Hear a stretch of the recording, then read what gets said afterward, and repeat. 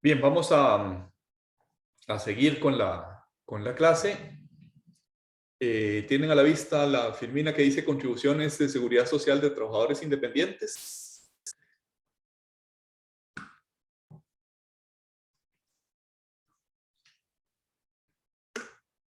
Sí, profe. Muchísimas gracias. Lo que vamos a ver a continuación escapa un poco de lo que venimos diciendo hasta este momento.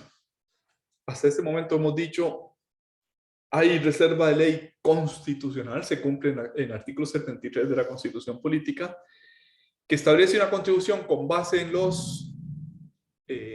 las relaciones laborales, patrono-trabajador. Pero lo que vamos a ver a continuación es las cuotas de aquellos que no tienen patrono, de los trabajadores independientes.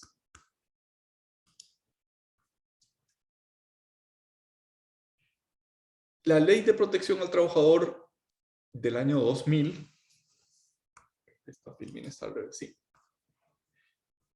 reformó el artículo 3 de la Ley Constitutiva de la Caja para incluir no solo a los trabajadores en relación de dependencia, sino a los trabajadores sin relación de dependencia, a los trabajadores independientes. Esa ley de protección al trabajador tenía un transitorio, el transitorio 12, que delegó en la Junta Directiva de la Caja Costarricense del Seguro Social la base y las alícuotas, en otras palabras, no fueron determinadas por ley, sino que eso quedó en manos de resoluciones de la Junta Directiva de la Caja. Y hubo dos etapas. Ese transitorio 12 de la Ley de Protección al Trabajador, aunque la ley es del 2000, se cumplió en abril del 2005. Es decir, desde que se aprobó la ley hasta abril del 2005, una vacatio legis de casi 5 años. Y la Junta Directiva de la Caja dijo, bueno, a partir de abril los independientes empiezan a cotizar. Abril del 2005 los independientes empiezan a cotizar. Hubo dos etapas.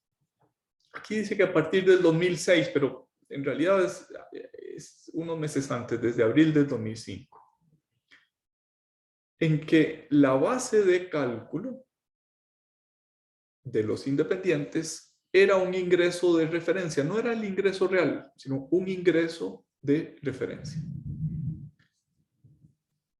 El mayor de los ingresos de referencia era algo así como 350,000 colones mensuales. Inicialmente las alícuotas de los independientes eran idénticas, exactamente iguales que las de los asalariados, 4.75 en el seguro de enfermedad y maternidad, 4.75 para un total de 9.50 en el seguro de invalidez, vejez y muerte. Y al principio, en esos primeros años, el ajuste al ingreso de referencia se hacía de manera periódica, se modificaba el ajuste y empezaba a regir a partir de que se tomaba esa decisión en la Junta Directiva. Esas reglas del juego cambiaron drásticamente hace unos 3 o 4 años. Yo no soy capaz de identificar la fecha exacta, pero la auditoría de la Caja, sin mandato de la Junta Directiva, empezó a fijar la base de cálculo tomándola de las declaraciones de impuestos sobre la renta de los independientes. Ya no era un ingreso de referencia, sino las declaraciones de esos independientes. Y las alícuotas, eso sí fue decisión de la Caja, de la Junta Directiva de la Caja, empezaron a aumentar drásticamente para los independientes. En lugar del 9.50 que pagaban los asalariados, 10,69 para el seguro de enfermedad y maternidad y 7,93 para el seguro de invalidez, vejez y muerte, es decir, 18,78%.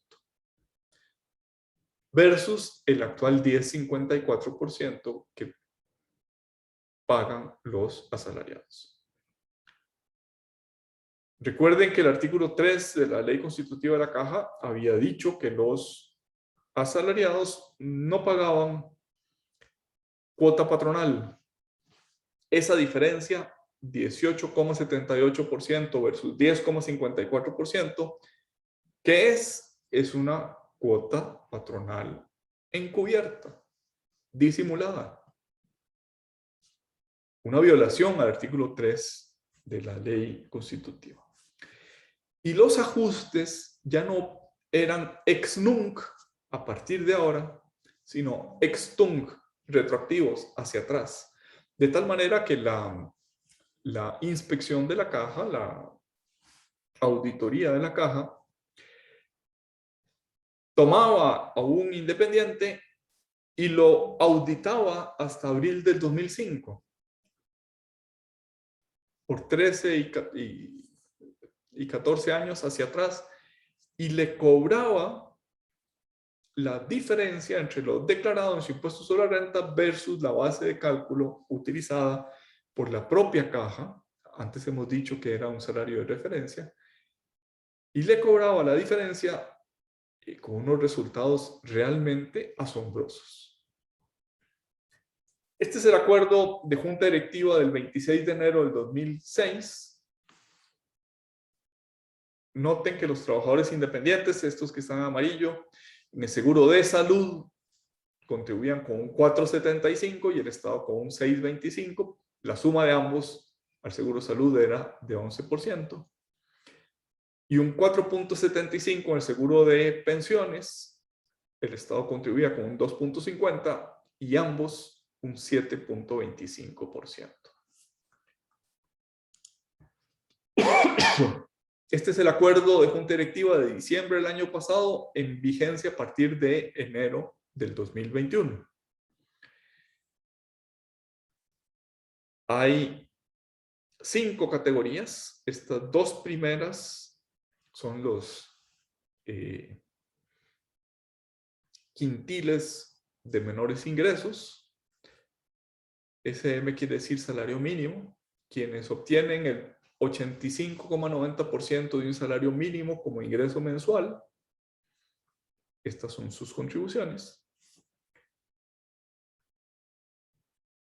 Del 85% a 2 salarios mínimos, de 2 salarios mínimos a 4 salarios mínimos, de 4 salarios mínimos a 6 salarios mínimos, y de los que obtienen 6 salarios mínimos o más. Según la caja, en estos 2 primeros tramos, está el 85% de los trabajadores independientes. Y en este último tramo, el 1% de los trabajadores independientes. Sin embargo, vamos en lo que sigue de esta clase a concentrarnos en ese 1%, en este 18,78% que suman las contribuciones al seguro de enfermedad y maternidad y las contribuciones a invalidez, vejez y muerte.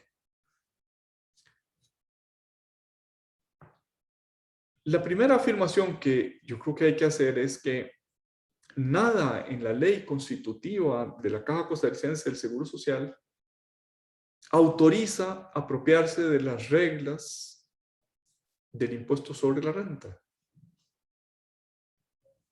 Mientras que en las cuotas de seguridad social en los trabajadores asalariados, está claro que es el total de remuneraciones, el total de salario.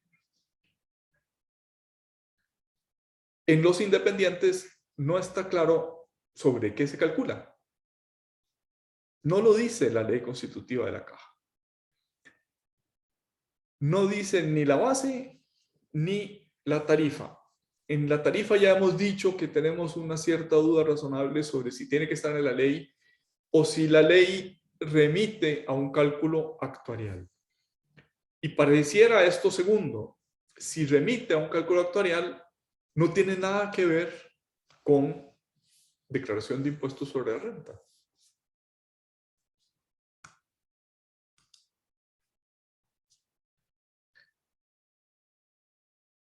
En este proyecto de ley que no fue aprobado, el proyecto de ley 18.332, modificación del artículo 3 de la ley constitutiva de la Caja, se propuso que en el caso de las personas independientes, el monto de su contribución se fijará con base en la totalidad de los ingresos netos que perciban con motivo o derivados de su trabajo, independientemente de su denominación.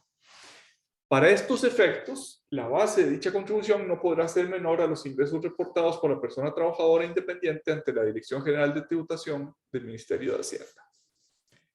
Pero ese proyecto de ley no prosperó. A pesar de que se propuso, los diputados votaron en contra. El artículo 23, ya lo leímos hace un rato, dice que las cuotas y prestaciones serán determinadas de acuerdo con el costo de los servicios y con los respectivos cálculos actuariales. Ni el costo de los servicios ni el cálculo actuarial tienen que ver con la declaración de impuestos sobre la renta. No está la base y no está la tarifa en la ley del impuesto sobre la renta ni en la ley constitutiva de la Caja Costarricense del Seguro Social. El reglamento de afiliación de los trabajadores independientes dice que la Junta Directiva debe establecer un ingreso de referencia previo estudio técnico. De nuevo, ese estudio técnico actuarial para un ingreso de referencia no tiene nada que ver con las reglas de impuestos sobre la renta. Nada en las normas interpretativas, que son las que están en el artículo 10 del Código Civil, permite que a partir de ingreso de referencia determinado previo estudio técnico, se pueda decir que ese ingreso de referencia es el ingreso de la ley del impuesto sobre la renta. Eso contradice el primer método de interpretación, que según el artículo 10 es la interpretación literal que atiende al sentido propio de las palabras. Porque el impuesto sobre la renta no está establecido para ser calculado en función del costo de los servicios ni por estudio actuarial alguno. Por tanto, hay ahí, es mi opinión, hay ahí una clara violación al principio de reserva de ley. Y ejemplos de las consecuencias de esa violación. ¿Alguien puede decir si las cuotas de seguridad social se calculan también sobre el diferencial cambiario? Esa discusión que ha tenido lugar en sede jurisdiccional sobre si el impuesto sobre la renta grava o no grava el diferencial cambiario. Y dijéramos, la ley 9635 del 2018 declaró, bueno, sí grava, se acabó la discusión, sí está grabado el diferencial cambiario.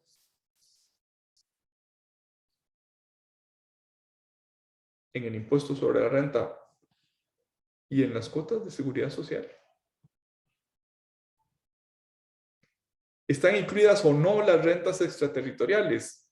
Por ejemplo, si yo me voy a Miami a firmar una declaración jurada, ¿ese ingreso está grabado o no está grabado? ¿El pago que me hagan por esa declaración jurada está grabado o no está grabado? ¿Incluye o no incluye las rentas de capital? Los alquileres, los dividendos, los intereses. ¿Incluye o no incluye las ganancias de capital? Si sí las incluye, ¿pueden deducirse las pérdidas de capital? ¿Puede deducirse el propio impuesto sobre la renta para efectos de cotización? Un gasto que sea real, pero que no sea deducible a efectos del impuesto sobre la renta, puede restarse a efectos de las cuotas de seguridad social. En materia de retenciones que se hacen cuando se reciben servicios del exterior,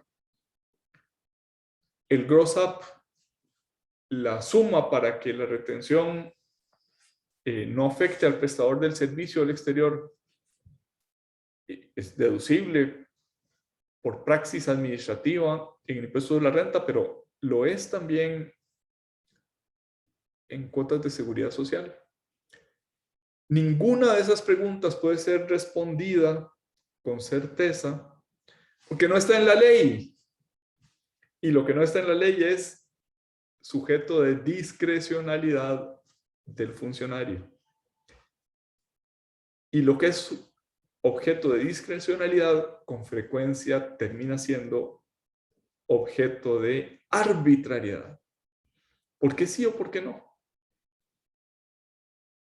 Voy a incluir, por ejemplo, los arrendamientos, los alquileres, en las cuotas de seguridad social. ¿Eso es trabajo o es una renta pasiva? ¿Es trabajo independiente o es una renta que se obtiene sin trabajo?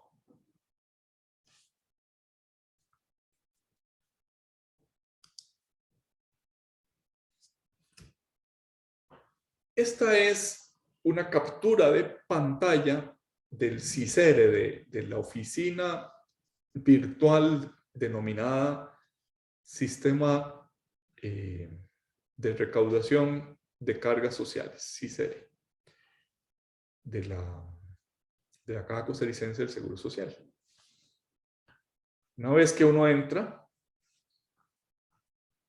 la segunda pantalla que aparece es si usted es patrono o si es voluntario o trabajador independiente. Y los trabajadores independientes, dice el CICERE, dice el Sistema Oficial de Recaudación de la Caja, no realizan presentación de planilla, es decir, no tienen que presentar cuáles son sus ingresos todos los meses.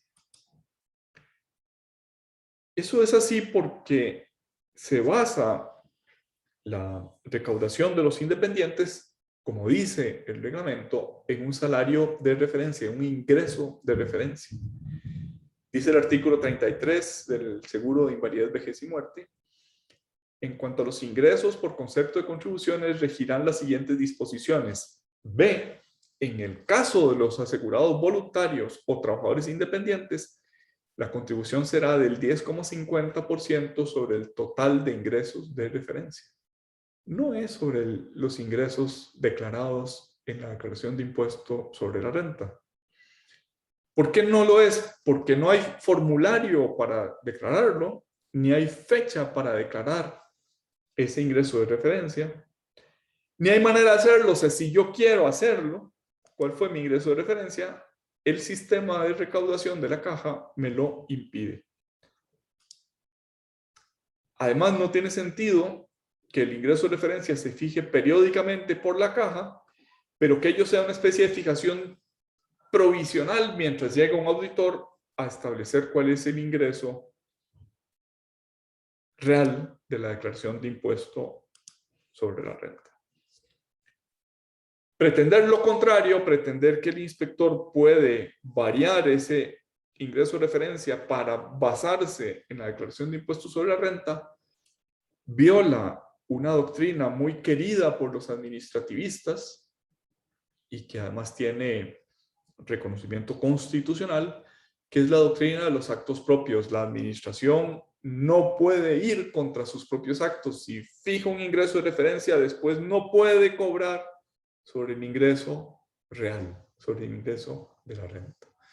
Porque los administrados tienen derecho a confiar legítimamente en los actos de la administración, y cuando esos actos de la administración no se mantienen, causan daños y perjuicios que son reembolsables al administrado.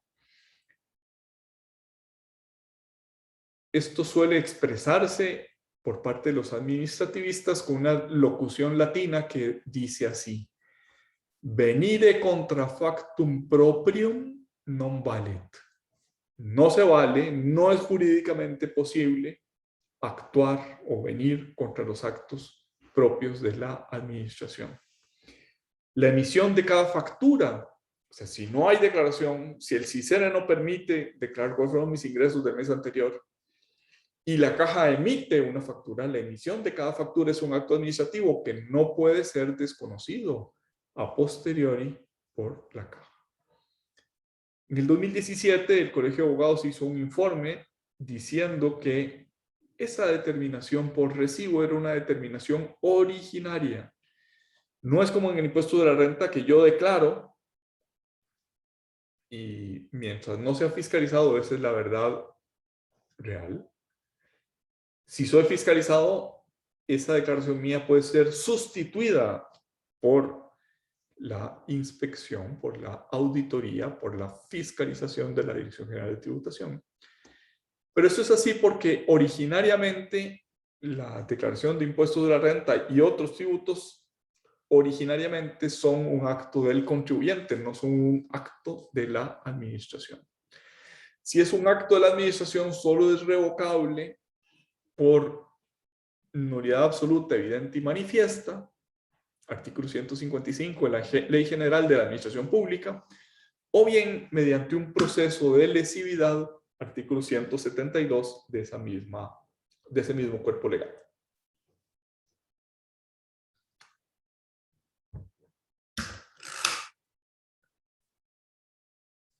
Por otra parte, la administración de los seguros sociales, la inspección de la caja, tiene acceso a las declaraciones de impuestos sobre la renta del sistema informático de la administración tributaria, que recibe el nombre de SIAT. Ese acrónimo lo que quiere decir es Servicio Informático y de Información de la Administración Tributaria. Desde el año 2000, desde que se firmó la Ley de Protección al Trabajador. Si tiene acceso desde el año 2000, ¿por qué viene en el 2017 a decir retroactivamente lo voy a cobrar los últimos 15 años? Yendo contra mis propios actos, contra la emisión de los propios recibos en los que se hizo una determinación. En otras palabras, la comparación entre las declaraciones de impuestos de la renta versus salarios de referencia no dan lugar a un ingreso presuntamente omitido o subdeclarado. ¿Por qué no? Porque si no hay manera de declarar, no puede haber subdeclaración. No puede haber una declaración menor a la que correspondía si no hay obligación de declarar. Y por tanto, la pretensión de cobrar con intereses y recargos no tiene ningún asidero legal. Dice el artículo 115 del Código de Normas y Procedimientos Tributarios. La información obtenida o recabada por la administración tributaria solo podrá usarse para fines tributarios de la propia administración tributaria. O sea, la declaración de impuestos de la renta solo puede utilizarse, o las inspecciones que realice la Dirección General de Tributación solo pueden utilizarse a fines propios de la propia administración tributaria. A fines tributarios de la propia administración tributaria, la cual está impedida para trasladarla o remitirla a otras oficinas, dependencias o instituciones públicas o privadas, excepto, salvo, el traslado de información a la Caja Costarricense del Seguro Social de conformidad con el artículo 20 de la Ley 17 del 22 de octubre de 1943, que es la ley constitutiva de la Caja. Y ese artículo 20 de la Ley Constitutiva de la Caja, reformada por el artículo 85 de la Ley de Protección al Trabajador, dice lo siguiente. Para los efectos de esta ley, de la Ley Constitutiva de la Caja, el director del Departamento de Inspección de la Caja tendrá facultad de solicitar por escrito a la tributación y a cualquier otra oficina pública la información contenida en las declaraciones, los informes, los balances y los anexos sobre salarios, remuneraciones, ingresos, pagados o recibidos por los asegurados, a quienes se les podrá recibir declaración jurada sobre los hechos investigados.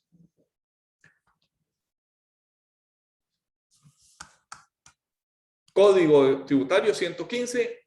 La administración no puede compartir, la administración tributaria no puede compartir lo que recaude, excepto lo que dice el artículo 20 de la Ley Constitutiva. Artículo 20. El director puede pedirle el director de inspección de la caja le puede pedir a tributación que le comparta las declaraciones, los informes, etcétera, para su labor de fiscalización. En la práctica, lo que sucede es que no el director de la inspección, sino el auditor, cada uno de los inspectores, tiene acceso en línea. Está a distancia de un clic porque accede directamente al CIAT, a la información que consta en la caja.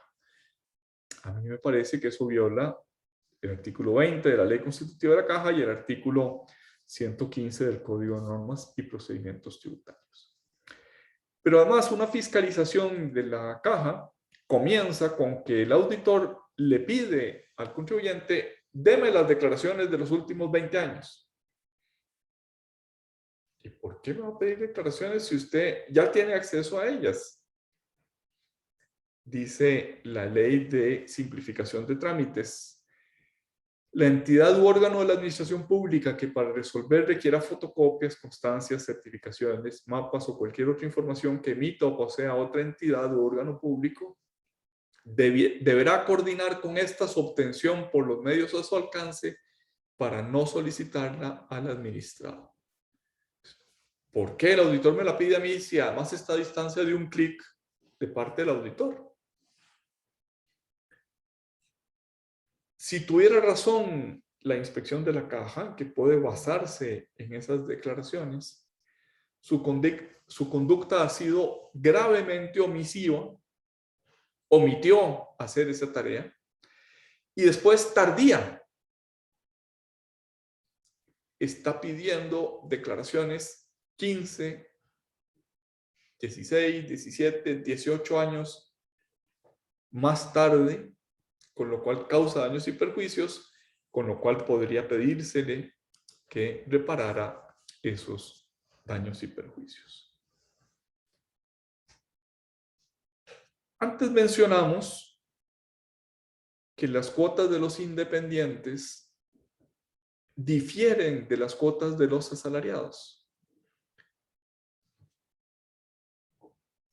Si la obligación es contribuir con base en los ingresos del trabajo, y si la naturaleza del trabajo asalariado y la naturaleza del trabajo independiente es la misma, ambos son trabajo remunerado, no se entiende por qué quienes están en la misma circunstancia tengan un porcentaje de contribución diferente. No se entiende que la tarifa de los asalariados sea un porcentaje fijo y la tarifa de los independientes sea una tarifa escalonada, progresiva, que aumenta conforme a sus ingresos. Pero sobre todo no se entiende que la tarifa de los independientes sea notablemente mayor que la de los asalariados. Dice el artículo 22 de la Ley Constitutiva de la Caja: los ingresos del Seguro Social que corresponda a los trabajadores independientes o no asalariados se obtendrá mediante el sistema de cuotas establecido en el artículo 3. El artículo 3 dice: los trabajadores independientes estarán exentos de cuota patronal. Por tanto, no se vale cobrarles una cuota patronal encubierta, aumentándole la tarifa de contribución de los independientes para que compense esa falta de cuota patronal.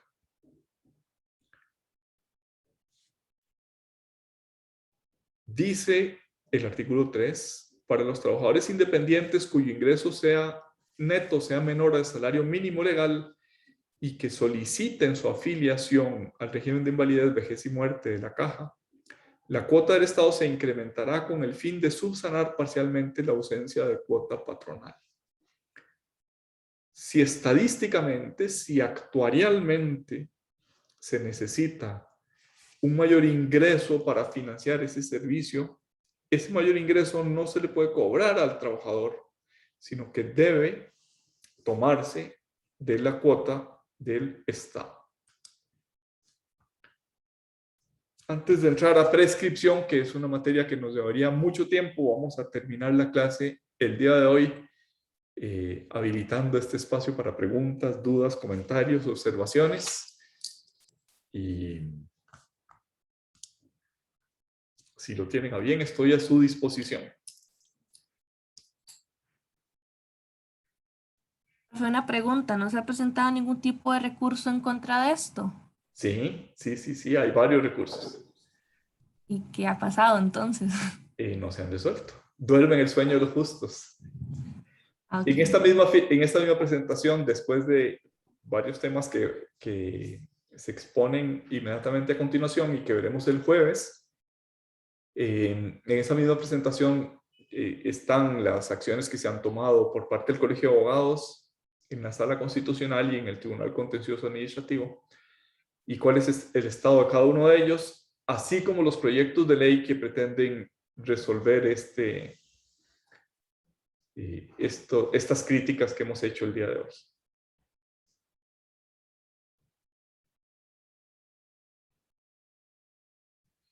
¿Más preguntas, dudas, comentarios?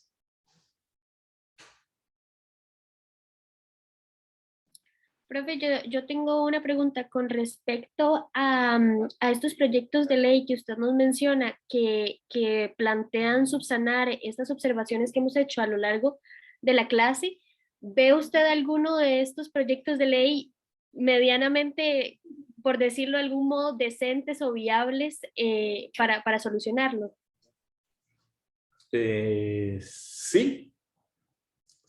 De hecho, hay uno de esos 3 proyectos de ley que no resuelve todo, pero algunas cosas sí resuelve, que ya fue votado en primer debate por la Asamblea Legislativa y que el viernes pasado se presentaron las 2 consultas de constitucionalidad que les voy a compartir.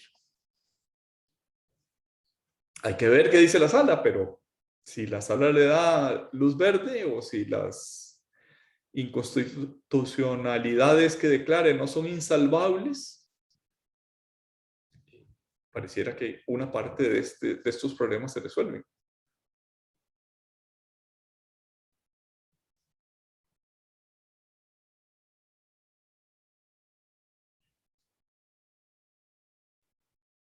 Bueno, si no hay más preguntas, vamos a dejarlo por aquí el día de hoy y nos vemos, Dios mediante, el próximo jueves. Saludos. Hasta luego. Muchas gracias, profe. Muchas gracias, profe. Hasta luego.